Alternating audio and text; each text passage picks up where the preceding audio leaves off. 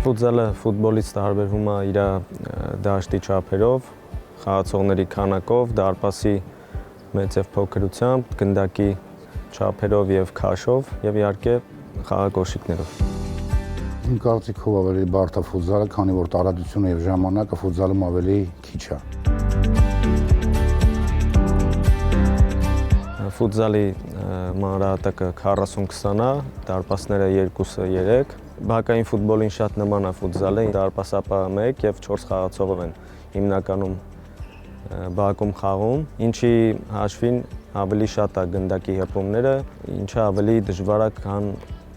մեծ ֆուտբոլում։ Ֆուտզալում, եթե մի խաղացող խաղից կտրվեց, 100% գոլ ընդունում սեփական դարպաս։ Ֆուտզալում պետք է ավելի ճկուն լինել ոչ միայն մտքով, այլ նաև հենց այդ ոտքերի ճկունությունը, որպեսզի արագ որոշում կայացնելուց նաև գործողությունը արագ ընթանա ու օգուտ բերի թիմին։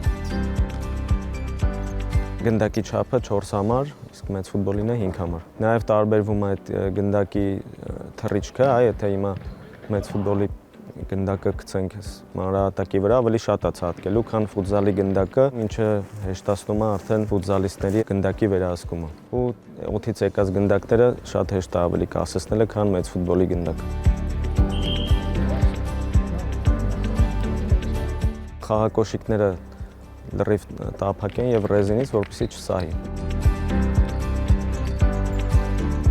Դարպասապահների մեծամասնությունը խաղում են առանց ձեռնոցի, քանի որ դա ավելի հարմար է, քանի որ գնդակի չափսերը ավելի փոքր են, ավելի հարմար է թե որսալը, թե նետելը։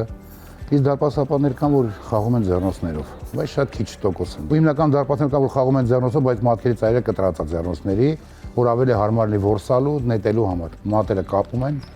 դաստակը կապում են, որպեսզի զերծ մնան վնասվածքներից։ Ֆուտբոլում հիմնականում դարպասապահները գնդակները որսում են ընկնելով, ցատկով, իսկ ֆուտզալայի դարպասապահները հիմնականում խաղում են ոտքերով, գնդակները ետ են մղում ոտքերով։ Շատ թիմեր կան, որ դարպասապահին այդ տակտիկան սխեմաների մեջ մտցնում են, որ դարպասապահը միանում է գրողներին, ու դա առավելություն է տալիս։ Դրա համար հիմա տենդենսն հենց է զարգանում ֆուտզալի, որ բոլոր թիմերն աշխատեն, որ իրենց դարպասապահները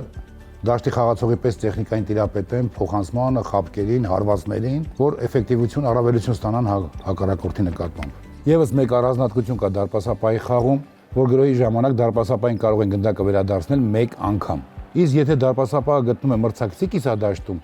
ինքը ոչ մի սահմանափակում չունի գնդակ ստանալու եւ ժամանակային առումով։